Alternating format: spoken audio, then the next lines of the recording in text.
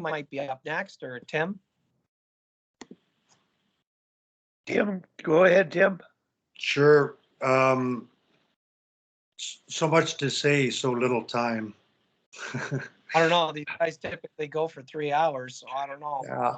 No, really lots of things, but like, agree 100% with your article, Darryl, 100%, and with your basic premise about, reading the game. I think that term cheating is kind of born out of the old school safe is life, basically approach the coaching. Like, be safe, don't take a risk. And I totally agree that that's not, well, it can be effective in its own way, but it's not a healthy way to coach, and it's denying a lot of the joy of the game to the players. But I think that's where it's kind of born. And I think the cheating, the actual cheating verbiage might be applied to the disregarding or the misreading of the risk factors that we would probably, many of which we'd all agree on. So that's where it comes from, and I really totally agree again that the consideration of all the risk factors is a very large part of what we would probably call hockey sense. And by, as you're saying, by denying the players the right to make those reads is stunting their hockey sense growth. I totally agree with that. And I'd be interested, like, once we're sort of through this part of the discussion, to actually have a deeper discussion about what are the risk factors. You name a whole bunch of several. Are there others? And yeah. right on that point, your last illustration about the kid blocking the shot and he's going to get there first. Like, should the skill level of that kid who's going to be first to the puck be a consideration and a risk factor that you need to take into account? But we can, sort of discuss that amongst ourselves. And Wally, like, as I'm listening here now, originally we had the right stuff, the right amount at the right time. We expanded that to include perhaps the right tone. And now from Darryl, we maybe need to include with the right languaging or with the right verbiage. So our basic coaching guidelines are expanding with time, which is totally appropriate. So anyway, that just kind of been my 2 cents. I love the direction you want to take, Darryl. And at some point when we're all done here, I'd love to sort of go back and, okay, time of the game, score of the game. We all know those are factors, but what are some of the other things that might play into a player's, decision making? So, like, Tim, this is where I think the heart is when we talk about, can you teach hockey sense or not? That's like the $1 million question. Can you teach hockey sense or not? Absolutely, yes. This is hockey sense. This is hockey sense. So when you say, like, so I'm talking like Pee-wee coach, Bantam coach, like in that bracket, Adam coach, whatever the case may be. And they're sitting there saying, look, he either has it or he doesn't. They can or they can't, this or that, all of that stuff. I'm saying, and you're saying, they listen to this call and they're like, hey, holy, like, you can teach hockey sense? Okay. So, like, but how? Like, how do I do that? Like, what do I do? And we have all the strategies of just let them play, just do all this stuff and this and that, which is great. And everyone knows my thoughts on all of that.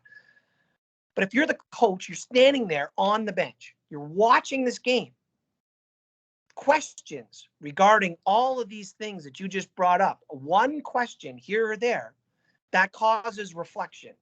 Reflection is hockey sense, because hockey sense is the ability to see a situation, anticipate what its projected result is, and get there first or on time so that I can then influence the play. That's basically what it is. It's an ability to convert forethought into action. That's it.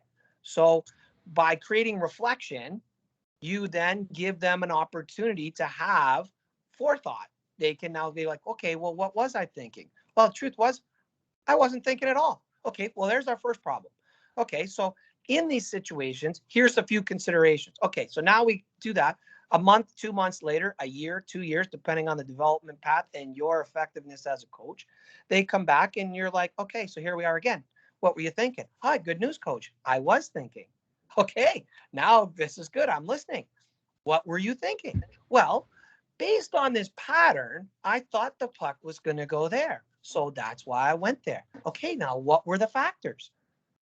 And now you start asking these questions. To me, that's how, from the lowest level, and I mean the lowest level of player, and then the lowest level of coach, the guy who played a little bit, he's just getting his feet wet. He was thrown into the fire, and they don't have a ton of like teaching skill, but yet you have these kids and there's a responsibility to try to help them. How do you help them? What you just described, Tim, to me is the heart of it. It's the asking of the question of what were you thinking, why, and you might not. Sometimes they're rhetorical. It's not for you to pipe in and give your 2 cents. It's just to create reflection. Well, how might you do it next time? Well, I have this option, I have that option. Okay, that's it. You don't need to coach them as to, well, there was option A and option B, and clearly option B was the right one, and you chose option A. So next time choose option B. Well, that's not good coaching, because the next situation is that option A could be the right one. We don't know. So I think that those are things, and that's as part of this whole greater discussion, that's kind of what it is to take it down to the Adam coach who, you're sitting around, we need a coach. Who played? So, someone's mom raised their hand. Well, I played a little bit. Okay, well, you're the only one. Guess what? You're the coach. And now she wasn't want to coach. She just wanted to watch her kid play hockey. Well, now you're the coach. Now you're behind the bench. What do? I'd really like to have, these are the types of discussions I think we can do that I think are fascinating, that can really give people real information about how you can influence something that for the longest time was assumed we couldn't. And the truth is we can. Now we know we can. So now how do we disseminate that down? Language is one of them. And what we're talking about, how you ask questions, what questions you ask. So Tim, another one, tap dancing all over exactly the point that I want to get to. So another really good one. I don't know how you're going to follow that one up, Sammy, because we've had 2 really good ones. So I'm anxious to hear what you might have to say. Sammy will be fine. I can never match them. I don't even try. Keep trying, Sammy. Way ahead of us. Thank you, Darryl, for coming on. It's always fascinating. I really wanted to thank you for all of the language, because I was in Beijing doing play-by-play and color and really had to think the game for the first time in those ways, and was able to watch people like Owen Powers in the venue and use some of your language. So thank you.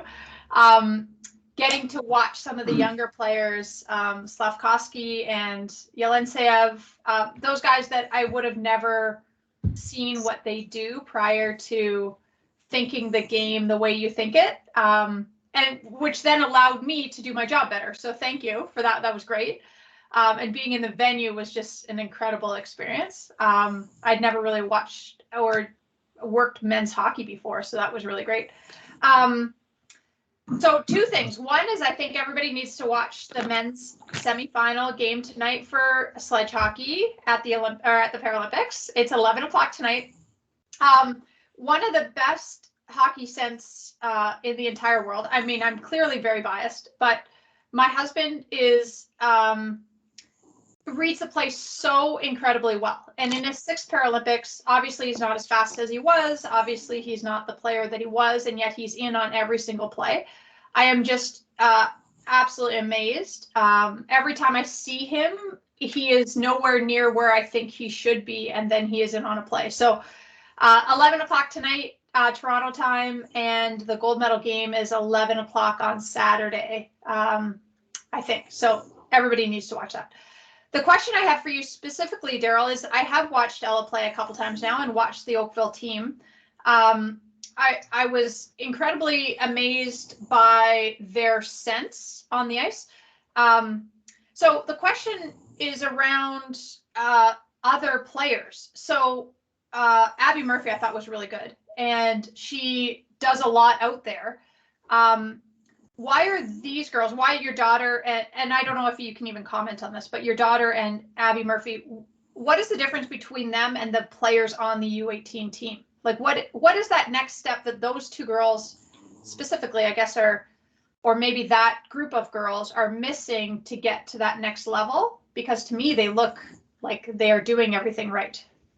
I would say that there's only whatever they're taking 6-7, they're taking 7D to, you know, out of all of Canada, and the truth is there is a ton of really, really talented kids.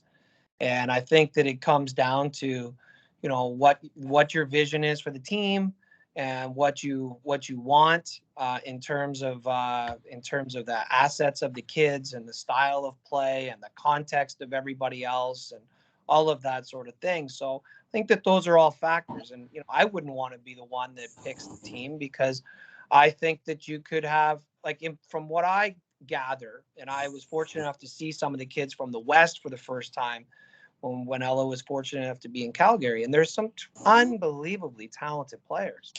But my thoughts are, is you could probably put 2-3 teams together, have a tournament, and take one team. Like, it's that close in terms of what you want. And that, so what do they need? Well, there's something, I don't know that it's necessarily like missing per se. Like, I personally know where I want to take, you know, Ella's game and things that I know that are things that are important for her. But there's some things that she's elite in, really elite. And you could easily make a case that she's as good, if not better, than anyone that they're selecting in that area. But then there's another area where I could probably give you 20 kids, 20 defensemen who are better than her in that area. So I think it comes down to, it's just a tributation. It's a celebration of the riches of talent that's actually available. And so Ava Murphy's one of the best defensemen at her age group. Oh yeah, Ava Murphy, not Abby Murphy, plays on Team USA. Sorry. One of the best kids in all of Canada. She's a treat. Ella's fortunate to have been playing with her for 3 years now. And then we also have another girl on Ella's team, Christina Cavieri, who she's the captain of our team, and she is also unbelievable. But they all have different assets, right? Like what Ella is really good at, you know, Murphy's good at other things, and then Christina is also good at other things. And it's just, you know, when you're talking about 7 spots in all of Canada, you know, that's not a lot of spots, you know, and there's a lot of kids who are not going to make it. But at the same time, being there, having the privilege of being around those kids, you do get a sense and see what the next level is. And I was able to see it clearly for where Ella's at. But yeah, the good news is that they're in the mix. That's at this stage in their development. That's good. There's still a long time. This is a marathon. There's still a long time, and not making this team at this juncture, to me, is not precluding to what might happen in the future. So it's, you know, it's really a fascinating process to go through, and it's an extensive process, of course. And then COVID thrown into the mix really created a lot of other challenges. But there's some kids who can just flat out play and are physically gifted. And then you have kids who are just mentally, they have great understanding. And then, you know, you have kids who are, it's like anything. They're going to be unbelievable at a certain age. And then at 22 or 23, things could change. Things can flip, everything. So that's why, to me, it's a marathon. And, you know, the whole goal is to just try to get there just try to get into the mix, and then work hard every day to just get better every single day, and let the chips fall. Let the chips fall. Here's what I know for sure. What I know for sure is that being at the level and playing at that level affords a level of understanding about what it takes to be at those levels, which will transfer to every aspect of her life.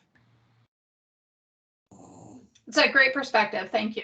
it's not only just a great perspective on those players, but a great perspective from a father to a daughter too. So thank you. I think Kim's up, Wally, and then Barry.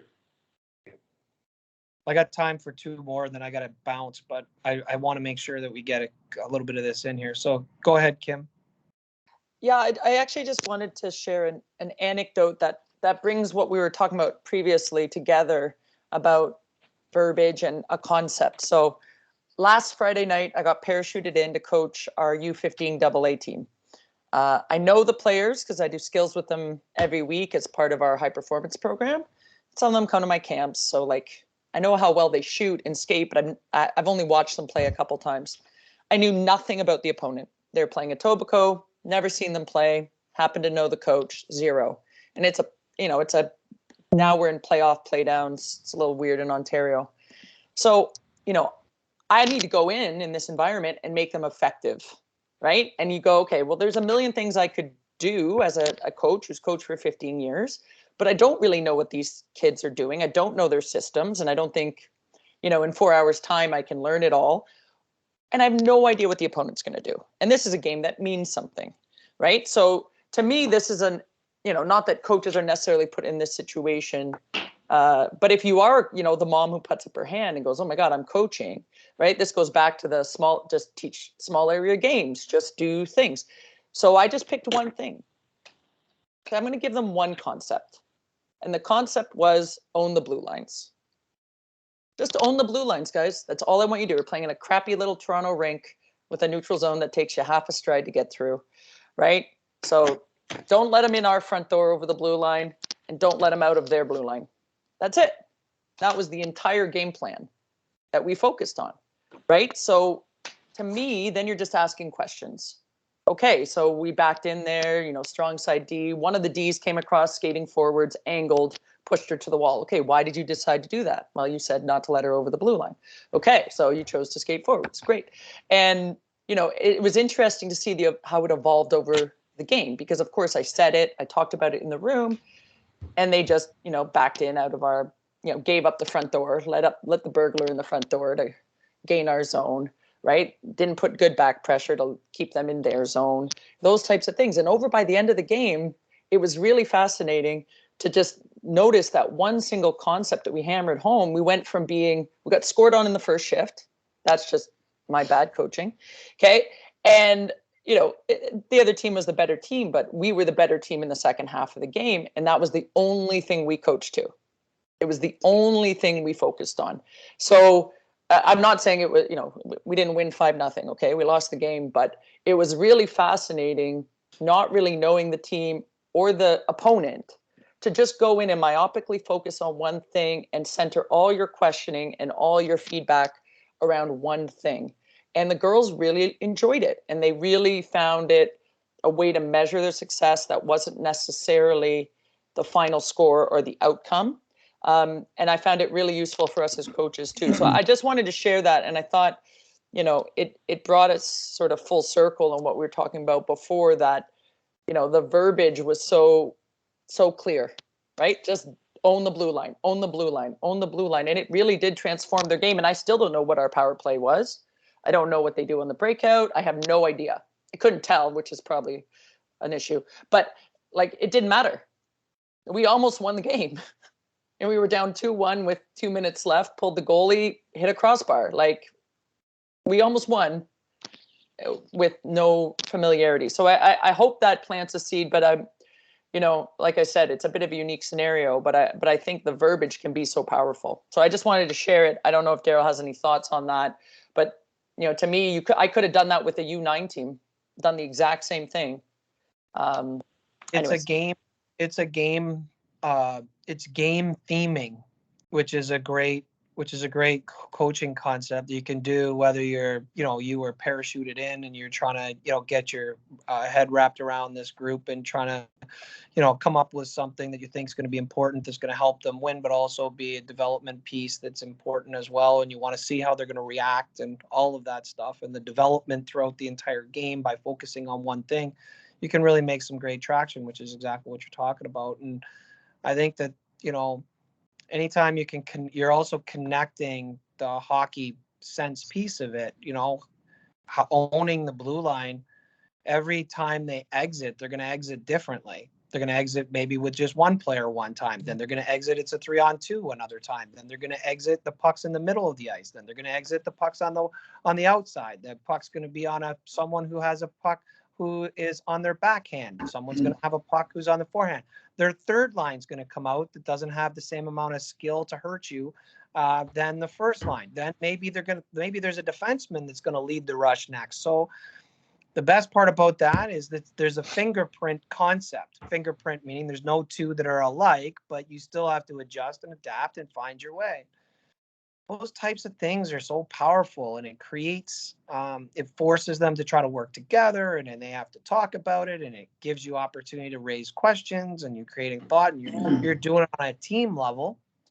What I'm talking about, what I've been talking about is all on an individual level, and you're taking it now on a team level and doing it on a theming. It's basically the same thing. It's the same thing, and you're trying to get them to react, and then maybe they might ask questions. Hey, how could I have done that better? I felt like I had her, and then all of a sudden she was able to get the line. Why? What do you think happened? Now you get this exchange, or you come off and the 2D come off and they've made 2 plays that denied an entry, and they high-fiving each other, and they're happy because they feel like they've really accomplished something. And like, there's great value in that.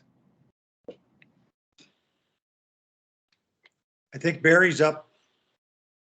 Yeah, good. Really enjoying the session, Darryl, as well as what you put together to start with. Again, with my job with Hockey Alberta, just working with coaches of all levels, and a little bit of a background, but more a question for you. There is a fly in the ointment in all of this, and it isn't even the coaches that we're talking about. Some will buy in and some won't to Socratic coaching and, systems versus principles and, teaching hockey sense, all of that, but it's parents. And they end up having a major influence, starting with kids even as young as 9 years old, at least in Alberta, having watched it, where the importance of winning, good refereeing, all of those things take precedence over the whole development thing. So the thing of the journey versus the destination. So there's a big circle of influence in the sport, and I'm sure it's happening even, like Michael, with you down in the US, and that it's a huge issue. And it's caused a lot of grief in Alberta, where there's new leagues forming and et cetera, just because people aren't happy with things. What's your suggestion on us trying to support, help, give advice, teach parents? Like I think of the Hockey Canada side of it, and they years ago put out a whole bunch of stuff on parents, it was like 30-second video clips in commercials. And what they talked about is just different scenarios about parents butt out, let the kids play, let them have fun, the car ride home, stuff like that. But have you seen, or do you know of anything that can help us get the message out to parents? I haven't really seen anybody. I think if anybody had the secret sauce, it would cost $1 million, and they'd be selling it to everyone who could. It's one of those types of things that it's a really difficult question. There's no easy answers to it, which is why we ask the same question every year. I think that it's a really good question. All I'm going to offer you is just my own 2 cents and my own thoughts of what I would, or what I think is important. But of course, none of it's really tried and true and say, well, this is what you do and this is the anticipated result. The truth of the matter, in my mind, is where when you view parents, and especially the ones that are really overactive and are looking to like dictate or control environments to improve the conditions that are more favorable for their own kids, or whatever the case may be, it comes down to educating them and having an actual, like, you have to have a plan and a solid philosophy that's based on quality research about what's best in actual player development. And then you have to be able to educate your coaches to be able to execute that. And then the parents become a management tool from which you're going to help manage the kids to be able to go in there. So oftentimes the parents, kind of their importance in the grand scheme of things, gets leapfrogged over top of everything else because it's such a daily problem. And so then it becomes like it's almost like the firehouse effect, right? The best way to have a great firehouse is to prevent fires, not to actually have people that are really good at putting fires out. So in my mind, it starts with overall philosophy. Like Wally's going to talk about a mission statement. I think that's critical. You're also going to talk about how players should be coached and what types of things are important for the betterment of all and the good of the game. And we're not just your child's not the only kid in which we're trying to influence here, although that's the thing that you care about the most. And when people watch the game, they watch their kid. I'm a parent. And I like to think I've been around this game. I see it at different levels. When I watch her play, I watch her. I genuinely just I watch her. And when she's not playing, then I watch the rest of the shift, but rest of the shift's going on. But when she's on the ice, I'm interested in what she's doing. So I'm just as guilty as anybody else. But what we don't do enough of, I don't think, is we don't educate parents. And the reason we don't educate parents is because I don't know that we have a solid enough philosophy and way in which we want to operate that we can confidently present. It's so haphazard that it provides these little holes and cracks and windows from which parents who are don't have the best intentions for the greater good of the entire group, they use those holes and cracks and stuff to exploit, to then create more problems, to then stack the deck in their own kids' favor. That's not going away anytime soon. How do you prevent that? Well, you got to close those holes, and you close those holes by, I think, presenting a better front. The challenge you have, it all sounds great. Listen, I'm not under any illusions that this is like the secret sauce. Because now the problem is that you got to go to coach development to be able to execute it. And it's so hard. You as an organization come up with a mission statement. You're like, listen, we believe in, this type of development. We're going to educate our coaches in this thing. The coach comes in, he's there for 1 year, boop, he's out. You got to have another one. You're constantly trying to train. You got people with all different levels of experience. It is a nightmare. It's really, really hard. If I had the answers, I certainly wouldn't be sitting here talking to you. I would be sitting on a beach somewhere. But the issue is that it's an age-old problem, which sounds like it has simple solutions. And I think that what I'm talking about, everyone would agree with. The execution of that is so difficult, and the flow, the interchange of coaches on a year-to-year basis, and the variance of abilities of those coaches makes it very difficult to influence, and it's tough, very tough. And I don't ever want to come across as someone who can just flippantly just offer some high level 10,000-foot view that feels like criticism to those on the ground floor who are actually going through these problems. I don't really have the answers. I know what the answers should be, but the execution of that, I don't have any solutions to that. And I feel like that's the problem. I know, Barry, you and your group, you guys, there's no question. You can lay out, if you haven't already, have the entire system and structure in place as to how the whole thing should go. But when it gets to the next layer and educating your coaches, and you got people coming and going, it's just so difficult.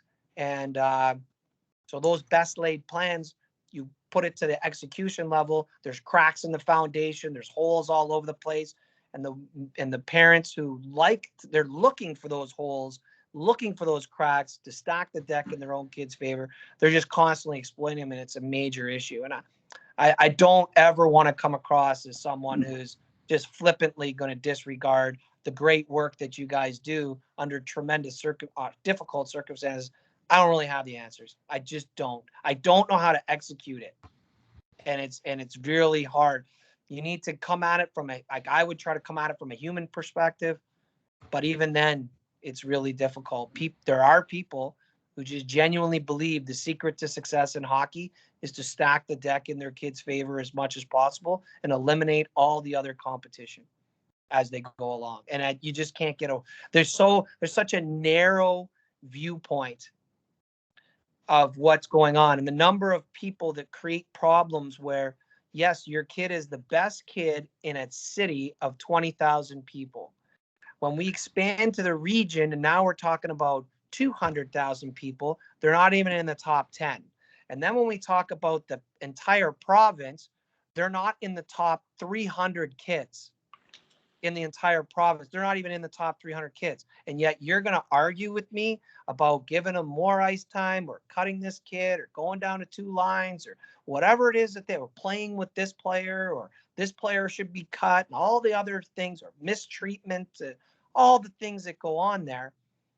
It's just a lack of perspective. So I would love to say you need to educate more, but by the time I give you the list of things you need to educate, you spend more time educating and not enough time teaching. Like, you got to go through ethics. You got to go through, the actual way you want to play and your development philosophy. And then you got to talk about all these other things that I just spoke about. And then you got to talk about what's best for all the kids and the decision. I mean, by the time you're going to be so meetinged out, like, I just don't know how you execute that. And I wish I had that answer. I just don't. So I apologize, Barry, because I've gone on a 5 to 7 minute diatribe, and at the very end of it, I've given you a grand total of nothing. No, I do appreciate it, and I sort of threw it out there as a fishing line. Yeah, we do those things, and Tim would be an example of somebody who's mentoring this year for us. And one of the first things that's put in their critical path is they do a mission statement with their staff, and then they'll do one with the kids once a team's selected. And that stuff comes from Wally, from all the years of suggesting that we do it. So we do it now, but that's only with select groups. So the stuff that you're talking about is the truth. I know Wally puts this out there, so that's one of the reasons why is people, we can share it with others that they can at least hear and become more cognizant of it. It's an issue because not only do we lose players because of certain things every year, but the coaches, especially the young ones, and the officials, when they start getting barraged, it's like, I've had it. I don't need any more of it. So no, I really appreciate your honesty and candor. Thanks. Why anyone would ever sign up to be an official in minor hockey, it just takes a special kind of person to do that. And the fact that we lose people who are actually interested in doing that is crazy. And like I said, I've said it 1,000 times. Look, I haven't met a referee that has been able to be over 50% to my liking. I just haven't. He makes